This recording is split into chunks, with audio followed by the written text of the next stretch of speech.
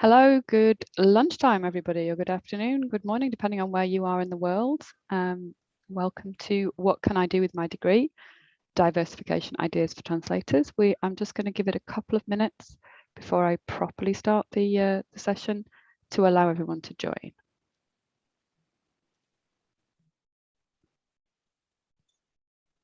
So if you want to say hello in the chat, if you want to say where you're joining us from, if you like to share anything else about what's happening where you are right now or what you want to get from the session, please do feel free to engage. Through the course of the session, we encourage questions.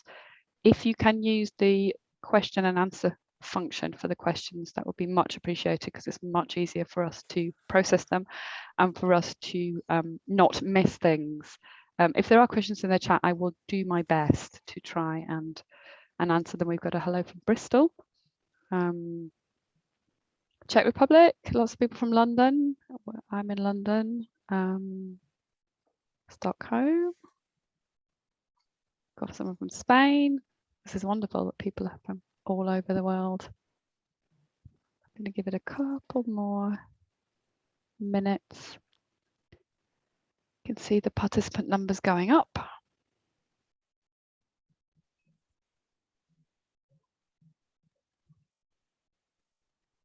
So as you'll know, you can chat, you can raise your hands, you can use the Q&A function, and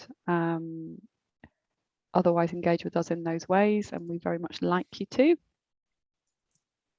I'm going to give it 30 more seconds and then we're going to get going.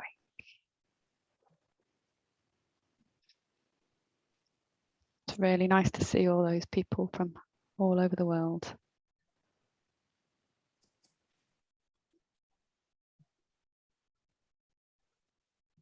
Lots of translators, that's good. As I said, questions in the Q&A would be really helpful.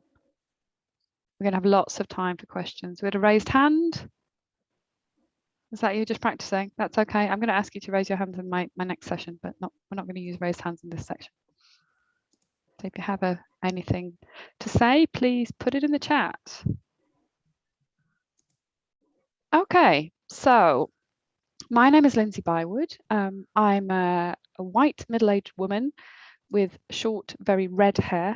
I have a white top and a sort of speckledy cardigan, and I am wearing a headset. I'm sitting in a very narrow room with yellow walls and pictures on the walls. And the slide that's showing at the moment is a sort of very dark, almost black, with a sort of light effect on it. And it says, what can I do with my translation? No, sorry, what can I do with my degree? Question mark, diversification for translators. I'm going to ask the other panelists when they speak to describe themselves also. The way this session is going to work is that we've got 3 special invited guests who are from different areas of the translation industry, and they are all going to talk for 5 minutes or so about how they got to where they are now and where they are now. So what they do with their translation training and how it came about.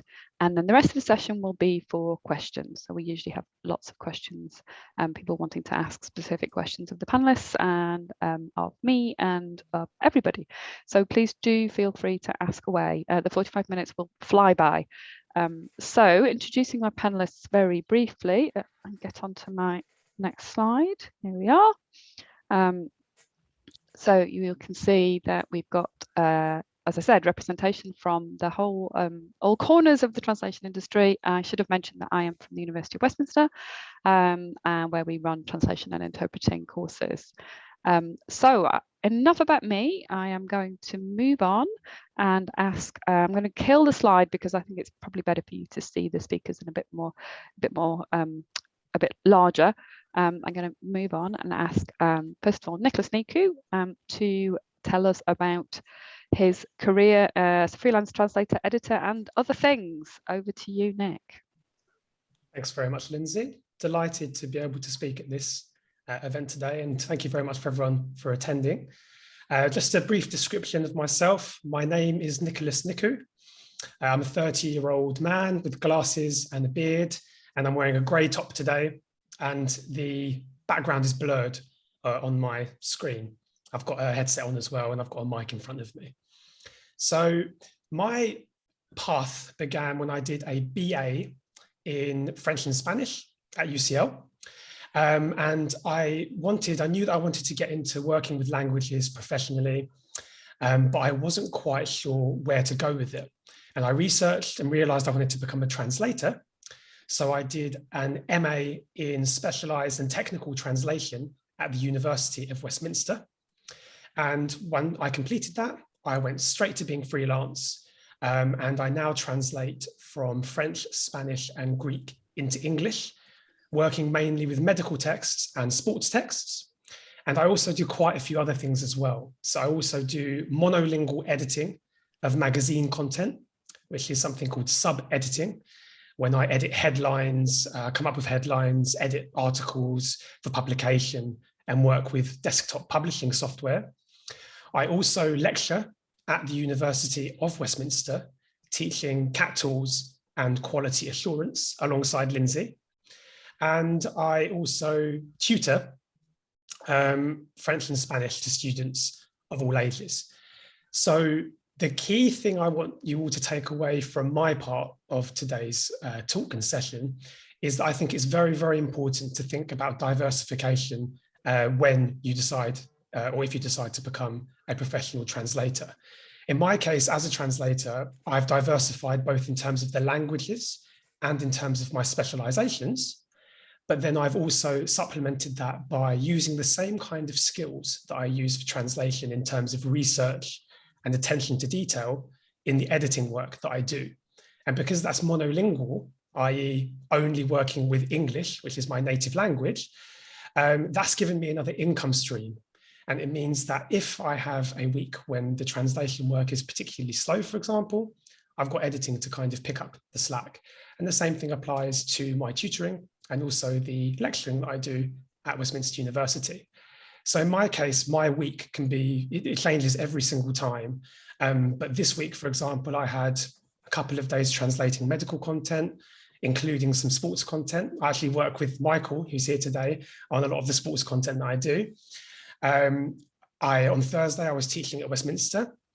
And I've also been doing some editing work. So I've been on a couple of shifts this week as well, editing remotely for a magazine. So yeah, it's a very, very good idea to think of how your skills as a translator can be used in different transferable ways, how you can open up different revenue streams, and also to keep your work varied, because as a freelancer for myself, I think I would find it quite boring if I was doing the same thing every day. So it's quite nice to have some variety to what I do. And also the fact that each of the things that I do day to day feed into each other. So they all kind of build and augment the others. That's probably it from me for the moment, but I'm happy to take any questions from anyone on any of the things that I do in terms of editing or translation. And it'd be really nice to have loads of those questions during the Q&A session. So thank you. Thank you very much, Nick. You're actually well within your 5 minutes. So congratulations for the timekeeping. You'll be a hard act to follow. It's very, very rare, but I'll take it. Absolutely. So yeah, as Nick says, if you have any questions, I've put in the chat as well, because a few people in the chat were expressing, we're sharing that they were thinking of becoming translators. So we're absolutely happy to talk about starting off as a translator as well, if that's something that's of interest. So please do put questions in the Q&A. But before then, I'm going to move on to Michael. So introducing Michael Callaway from Blue Whale Global Media, and you're going to talk about specifically translation within the sports domain. Yes, hi everyone. I'm Michael Callaway, as Lindsay said, from Blue Whale Global Media, which is a sports and translation media company. I'm currently in my bedroom, which is where I do most of my work from. I have black hair, a beard, and I'm wearing a black top today. So as I said, I'm a coordinator, a translator and a proofreader for Blue Whale Global Media. Some of you might be wondering how to get into the translation industry. Mine was quite a different route in terms of how I got my first work working for Blue Whale as a translator. I was doing my BA in Italian and Spanish at the University of Hull, and I just decided that I'd follow people from the football translation industry on Twitter. And if they follow me back, I'd message them and say, have you got any advice for an aspiring football translator and an interpreter? And one of the people who got back to me was one of the coordinators at Blue Whale. He told me about the company, put me through the testing process, and I was quickly passed through the testing process and a freelance translator in my final year at uni. I then went on to do a master's in conference interpreting and translation studies at the University of Leeds, which was really good to hone my translation skills and my language skills, and also to think about and learn more about my specialization through the summer projects that I did there. And when it comes to specialization with translation, I think it's really important to focus on things that you enjoy, mine being sport and football, because it really helps you in terms of getting through the work, enjoying it, but also in terms of translation, it's really important to be well versed in terms of vocabulary. And if you're already interested in it, you already have that in your own mother tongue quite easily. So that makes the translations a lot easier. Also, it gives you the opportunity to work for example, at Blue Whale, I've worked on some major tournaments. My first major tournament as a translator was the Women's World Cup in 2019. I then worked later on on the Rugby World Cup, which was hosted in Japan. So that was quite an interesting project given the time difference. But because I enjoyed it, I was willing to wake up at 3 AM to proofread and translate. I also have had the opportunity, much like Nick said, to work just solely with my mother tongue. I've created the subtitles in English for Formula One's YouTube channel, for the highlights from the races, practice sessions and qualifying sessions. And then last year in September, I became a coordinator for Blue Whale. And this past summer, I experienced my first tournament, which was Euro 2020. Usually the coordinators would be on the ground at the media headquarters, which would have been in Amsterdam, but obviously due to COVID, that wasn't possible. In terms of Blue Whale and what we do and what I do there, I'm, as I said, a coordinator. I'm also the head of recruitment. We're always looking for new translators, transcriptionists and proofreaders. So if you did get in touch with us, it'd be me that you'd be getting in touch with. I'd be the person putting you through your test process and marking your tests. Our clients are UEFA, FIFA, European Professional Club Rugby and Noah Media Group. With UEFA, they're our primary client because we translate pretty much all of their work, the sit-down interviews, post-match interviews, draws, presses, tournaments for Champions League, Europa League, and now the Europa Conference League, which is presenting more a wider variety of languages. With FIFA, we translate and create subtitles for their Living Football magazine show in German, Spanish, French, and English. Then with European Professional Club Rugby, we're doing their season launch at the end of this month in French and English. And we've recently just worked on a project for Noah Media Group, which is a media company that produces documentaries, by producing the French closed captions for the Arsene Wenger documentary, which is coming out, called Arsene Wenger Invincible. So if you were to join us, what could you expect? Well, you'd be doing audio and video translations, transcriptions and proofreading. It's a great opportunity for students and people who are new to translation, because it gives you the opportunity to gain professional paid experience, it gives you a chance to work on big tournaments. And we also work mainly in Skype, because we feel like it's a really good way to collaborate. You can see if people have answered to the advertisements that we put in there for jobs. And it's just a great way to interact. We split the jobs up between, say, 3 translators for 30 minutes of audio. and we assign an English native proofreader. So it's a great way to work together to ensure speed, efficiency, and quality, and also just so you can interact and make connections with people.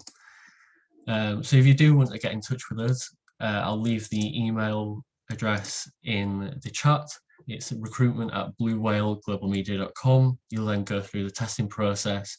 You'll then be added to the Skype groups if you're successful, because we have Skype groups for every language that we cover. And that's it. So thank you for listening. If you want to get in touch, I'll drop an email in the Skype group. And if you've got any questions, please feel free to ask in the Q&A option at the bottom of the screen.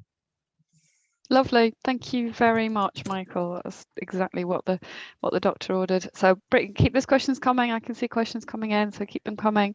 And we will, I know that Nick's answered some in the chat, in the Q&A, but we can also, we might just go revisit those for people who haven't seen the answers, and we can answer them in the rest of our session when we've finished our introductions. So thank you to Michael. The email address is now in the chat. I'm also going to stick our Twitter handle in the chat in case anyone's tweeting, because our Twitter handle is not necessarily that easy to guess. And if any of the other panelists want to put their Twitter details in the chat, please do. Moving on, I can see there's already been a question about subtitling, and it's always something that is very popular. And Michael's already talked about his experience of subtitling as well, and maybe there might be some questions about that. But we have a dedicated subtitling specialist with us today, so I'm delighted to welcome Hanna Hogstein, who's coming to us from Sweden, as far as I'm aware, and is going to talk to us about subtitling. Thank you, Hanna. Thank you. Hi, everyone. Yes, I'm in Stockholm. My name is Hanna Hogstein. I'm a white woman in my early 40s. I have long, dark brown hair, and I'm wearing glasses today. I'm also wearing a gray top, and my background is blurred. So as Lindsay said, I'm a subtitler, a freelancer, and I've been working as a freelance subtitler since 2006.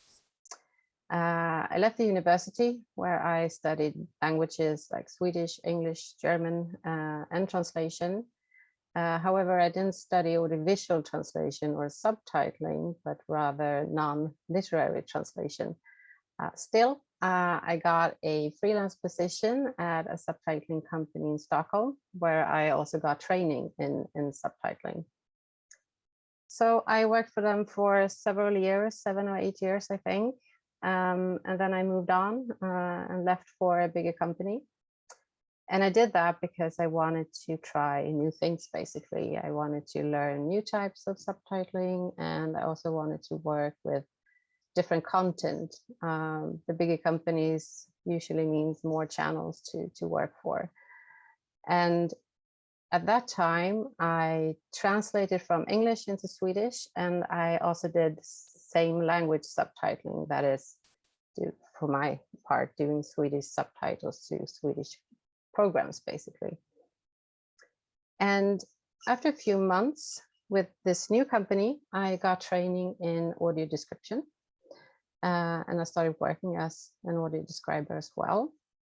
And then after a few more years, I started doing QC, which is quality controls of other subtitles translations. And I've also helped train new subtitlers for my clients. And then a couple of years ago, I decided to add a source language, basically. I wanted to learn Danish. There was and still is a need for Swedish subtitles and translators who actually understands the other Scandinavian languages, that is Danish and Norwegian. So I studied Danish at Stockholm University, and I went to Lund University. It's in the south of Sweden. And I also spent my summer holiday in Denmark at a community college. So now I've translated from Danish for about 3 years. And when I was done with my Danish studies, I decided that I wanted to get my master's in translation studies. That meant that I had to study for 2 more years while working as a subtitler, and I got my degree in June of this year, which meant that I was also after that, offered a part-time position as a teacher at my institute, which is the Institute for Interpreting and Translation Studies at Stockholm University. So I started in September, and I now teach translation and subtitling, and I'm still working as a subtitler as well. And apart from subtitling, I've also translated novels, mainly from English. I have translated 24 novels from English, romantic novels. I'm sure you've heard about Harlequin or HarperCollins. They have different names. And right now I'm also translating my first novel from Danish. So that's basically my career so far in a nutshell, and I look forward to your questions.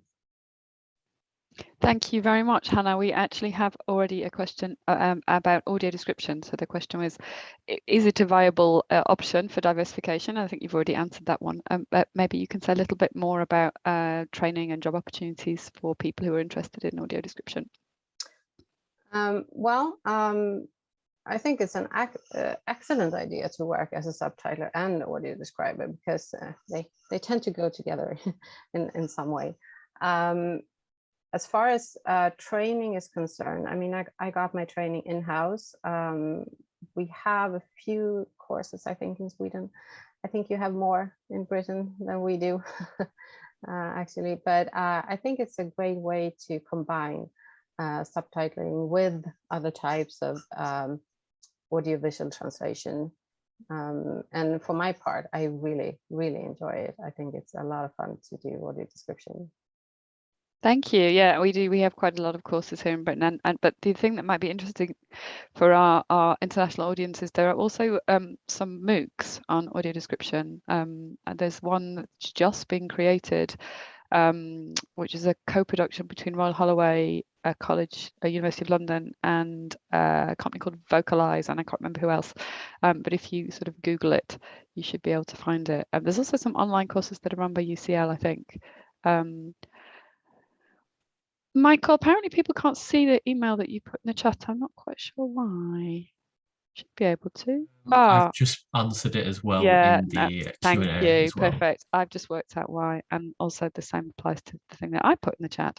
So, okay. So moving on. Questions. Sorry about that. That was me taking my eye off the ball. Questions about juggling, which I think is a useful question for all of you. So the question was directed at Nick, who's answered it in the Q&A, but I think it's well worth a sort of open discussion. So you all do multiple things. How do you manage with the conflicting deadlines, demands, workload? I know, Michael, yours are all for the same company, but I imagine that they probably still conflict with one another on occasion. Yeah, Michael, can you say something about managing work that proceeds at different paces and has different deadlines and different priorities? How do you manage with the prioritization? Yep. Well, with Blue Whale, a lot of our clients expect what you'd say is ASAP delivery, and for most people that means completely different things. It's then best to always agree upon a deadline with them, even if they've just said ASAP. It's best to communicate that with them, asking them for a deadline. You then figure out, depending on how long the material is or how much material you receive. And that's the best way that I cope with it, is to make sure that we've got specific deadlines. If it is really ASAP, then of course you prioritize that. You then leave other work to the side. But of course, on the coordination side of things, I'm always trying to juggle everything and need to keep an eye on. So it's always a good idea to keep note of when you've got deadlines, when they are, maybe organize it. I find just simple things like writing out a to-do list, whether that's on a sticky note or a reminder on your phone or anything like that, really helps to just visually see what you've got to do and for when, and just so you can cross it out and really keep track of everything. And that's the main way that I keep organized around it. So just be very organized and be very clear, I guess, is the takeaway from that. Exactly. Yeah, thank you. Nick, how do you manage your conflicting priorities? So the key thing I'll tell everyone is to be very, very strict with yourself and know your limits. Because when I was first starting out, I kind of thought I was a bit of a Superman, which I'm definitely not. And at times things would come through and I would want to do it maybe, but I was overstretching myself. And I got it done, but it was at the expense of sleep, for example. So just working longer hours. So it's important that if you have a particular routine in mind, so if you know you're going to have, in my case, an editing shift for the whole day, then you might have to be wary about how much translation you can take on. Because if you say you can do something and then you do not do it to the best of your ability, that would jeopardize future work from a particular client. And it's just not a very good look either. So it's much better to just communicate well and tell someone, I'm not currently available, and then tell them when you will be available, than it is to overstretch yourself and think, no, I can definitely do both of these things, and it all collapse. And then you have problems getting work from those people in the future, because a lot of it's about being reliable, offering a high quality service, and not basically telling people you can do things that you can't. So it's very important to have a plan, know which assignments you have on at the same time, and telling people when you're not available to take on anymore, because they will appreciate that. So especially when you're starting out, guard against thinking you have to take everything that's offered to you. It's very tempting to, but focus on doing a good service and a good job for the ones that you have on, rather than overstretching yourself, is what I would say. I think, and I think it's important to kind of, and it's easier said than done, but is to have faith in your own sort of attractiveness for clients. So don't feel like just because you say no, it's better to say no and have them come back than to do a bad job. So just because you say no doesn't necessarily mean that they're going to go elsewhere. So I know that's quite difficult when you're starting off. But Hanna, do you have anything to add? I'm personally intrigued about how you managed to juggle translation of novels with sort of other types of translation, because I can imagine that the timescales are quite different. Yeah, they are. I don't translate novels that often. Just if I find a book that I'm really, really drawn to, I would probably say yes. But juggling subtitling as a freelancer and working at university, it's usually I have my days at the university, which I know, and the rest of the week I try to just be structured, and I know basically how many minutes I can do in a day, depending on genre and type of program. But and I usually always plan in like half a day extra, so I have time in case something happens, if the computer is messing with me or anything else happens. So I try to have at least half a day. Hope a day is probably the best for me, I think. Thank you. So I've got I'm smiling slightly about the question that's in the chat. I'm going to ask it to all of you. It's two questions. If I do a training course or a degree, do I stand a better chance of getting a job? Is question one. So that only requires a one-word answer, I think. And the question two is, does it pay well? And I think that also probably requires only a one-word answer. So going to Nick for that one, please. So to the first, definitely for me, as I said, I did a BA in languages, but I realized quite quickly that for the work that I wanted to go into, often you don't 100% need a master's, but definitely for the medical translation work that I do, it's a prerequisite for a lot of language service providers or agencies to have either a minimum level of experience or to have a professional qualification at postgraduate level. So it can either be a master's or a diploma in translation, but I think, and also the skills that it gives you and the practice that you get is really, really useful for that. And so that's what I would say, yes, in that sense. Does it pay well? It depends. Like everything, it depends. It depends what you're translating. It depends who you're translating for. What I would say is that there are good clients out there and there are not so good clients out there. So in terms of remuneration, you'd want to seek out those that are going to give you a good amount for what you do. But also be aware perhaps that when you're starting out, you might not be able to be quite so picky.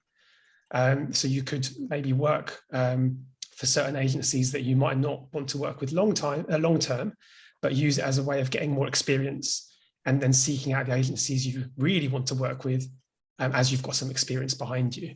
So yeah, that was my personal input on that. Thank you. Okay, Michael. So is it necessary, or if I do a training course or degree, do I stand a better chance of getting a job, and does it pay well? Well, I think it always helps, like Nick said, is it helps you to improve your skills. I did, as I said, a master's in conference interpreting and translation studies. That was heavily focused on EU interpreting, but obviously I've not gone into that field, but it really helps you to increase your vocabulary in your languages, which I think is always a good thing. You find out how to improve your skills, improve your time, how to confront certain situations. So I think it's always useful to do some sort of training just for your own personal growth as much as anything. In terms of it standing you a better chance of getting a job, I suppose it depends what you want to do. For example, with me, with working with Blue Whale, I was still a student in my final year at uni when I did my first translation work, so I was still quite had a lot to learn, let's say. But you know, a lot of it can be learning on the job, and it depends how the company works. If you're solely working on your own, I don't think I would have been as confident. But with the approach of Blue Whale, working together with other translators, that really helped to boost my confidence in my own ability, helping each other out, having a proofreader there, becoming a proofreader to make sure that your quality of work was to a good standard. So I think that's the main takeaway with that. In terms of pay, again, it depends, and I think you have to be realistic, but you also don't want to be taken for granted. Another thing is, which was always a good thing for me about football, is that there's always going to be constant work for certain sectors. And then, yeah, in terms of pay, I've done a bit more freelance work where I've set my own rates. I kept them similar to the fixed rates that we have at Blue Whale. But depending on how long tasks take, it's always good to have a conversation and reassess the rates that you've set with your clients or whoever's hiring you for that job. So don't be afraid to say to them, okay, this is taking me longer than I thought, or than you expressed when you handed me the job. Next time, if you hand me a similar job like this, we might have to reassess the pay rate that you give me. But yeah, in general, does it pay well? It depends. It depends how much you're willing to work and how much work you get and what rates you set. Thank you. And Hannah? Yeah, yes, it helps to have a degree, a translation degree. And does it pay well? Again, it depends. It does. It depends on how much you work. Also depends on which client you work for, because the rates, they do differ, but they're usually fixed. So try to get a client that pays well. That's my tip. But yeah, you can live off it. It's possible. Yeah, I mean, I think it's quite a complicated question to answer because different parts of the sector pay differently, and different clients within those different parts of the sector also pay differently. And ultimately, as everyone has said, it will depend on how quickly you can work. So I don't think anybody's ever got massively rich working as a translator. But you can certainly make a living. I mean, we are all trained translators making a living in the translation world, and we've all got master's degrees, just to throw that one in. So obviously, I'm going to say that I think that it's a good idea to get training on qualification because that's what I do. But genuinely, it is a good idea to get some kind of training or qualification. We've had quite a few questions about getting started.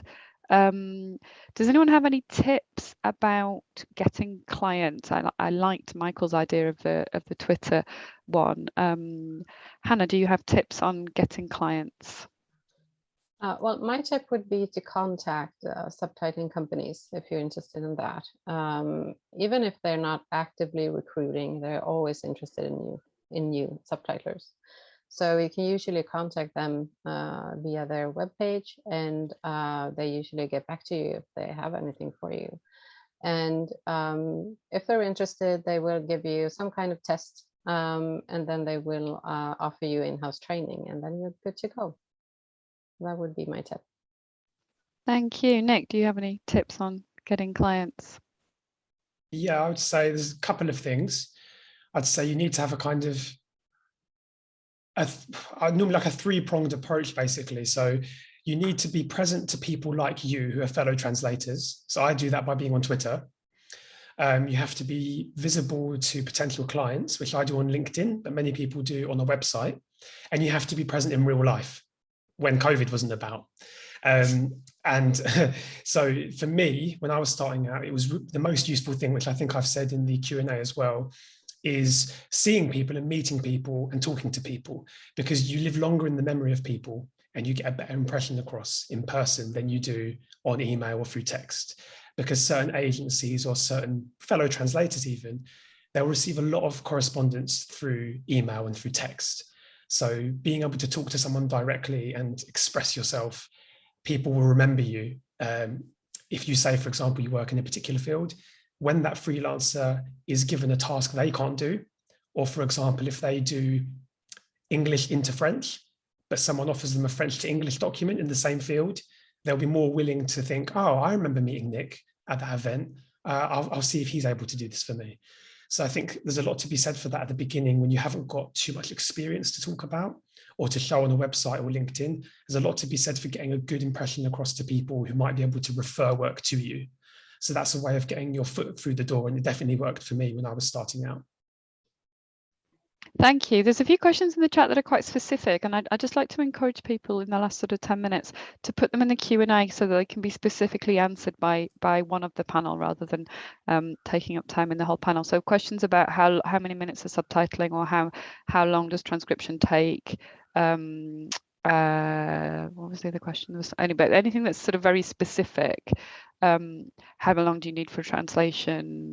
Do you count per word? Those kind of things. Please put them in the Q&A, and then they can be answered directly, and everyone can see the answers in the Q&A. I have a question I'd like to put to everybody, which is about it's about professional networks and sort of other support services. Nick already talked a little bit about getting out there and meeting other people like you. You're all in sort of different fields. Do you have recommendations? And do any of you know about networks in other countries as well? Because I'm aware that we haven't just got UK people here. So professional networks, professional sort of, there aren't unions as such in translation, but things that are sort of networking organisations, support services. What recommendations do you have? Starting with Michael. To be honest, with networking and things like that, a lot of which has come through naturally through working for Blue Whale with the Skype groups and meeting other translators through that. Another is through LinkedIn. Just being on LinkedIn, people are always looking for translators, so you might even just be contacted by someone randomly, which was the case with me, just offering me work because I could see what I'd done, what work I'd done. So make sure you've always got your LinkedIn up to date. Big yourself up, talk about what you're good at, what you've done, and be sure to be present on LinkedIn and communicate with people, just in general, other translators. As I say, with some of my approach was a bit different with Twitter. I also then just tried to find emails for Leeds United, which is the club I support, to try and work for them. Just any random email I could find to try and see if they needed anyone. And just, you've got nothing to lose. So just do your best, write your best email, put your CV out there, and send it to whoever you can that you want to be involved and working with, because you've got nothing to lose. They can either say stop emailing or not reply at all, but at least you've done your part and you've put yourself out there, and you might get some work from it, and it might always lead down another avenue to get work. So yeah, just put yourself out there basically. Thank you. I think LinkedIn is a good shout, because LinkedIn, as I think Nick mentioned as well, you can, it's good for networking for work, but it's also good for networking with other people in your sector. And there's also some great discussions I got sucked into on this morning about subtitling. Yeah, Hanna, talk to us about organizations for subtitlers.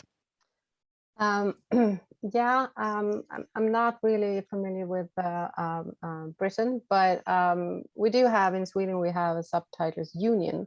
And a couple of years ago, they started a Facebook group for freelancers only. And I think we're about 400 of us there. And that's basically where we meet, where we communicate, and where we help each other and give each other jobs. Before the pandemic, obviously, we did meet in person.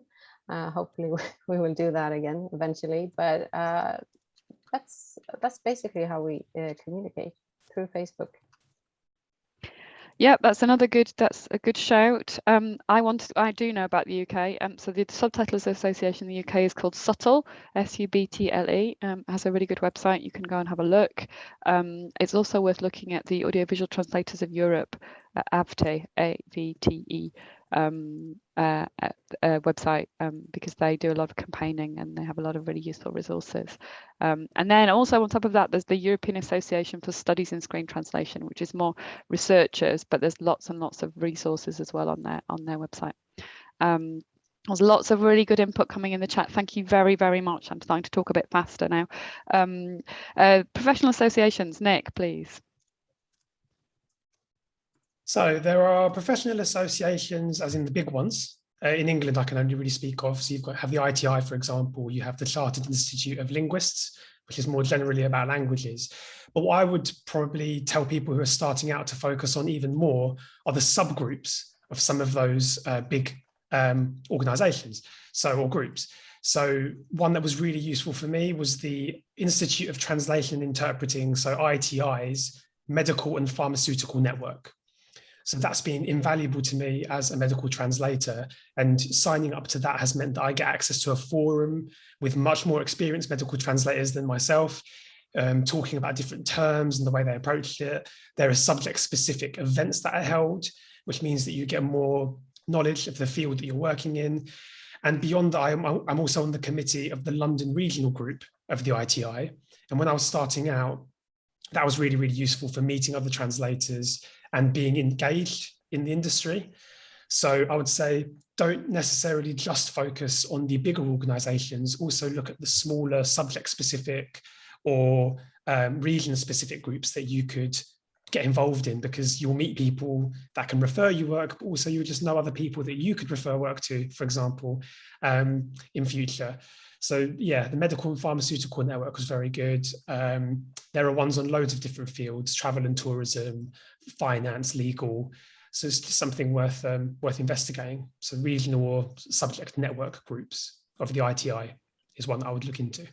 Absolutely, I second that, definitely. And we have 1 more minute, so I am just going to use that minute to say thank you very, very much to Hanna and to Nick and to Michael for giving up your time and your expertise and your advice today. And thank you very much to the audience for all their participation. And thank you, really massive thank you to those people who've answered questions in the chat and shared their knowledge as well. That's really, really appreciated and really helpful. I hope you've all enjoyed it.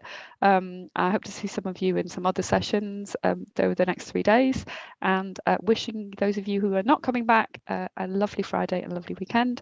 And I'm going to say goodbye. Thank you. Bye. Bye.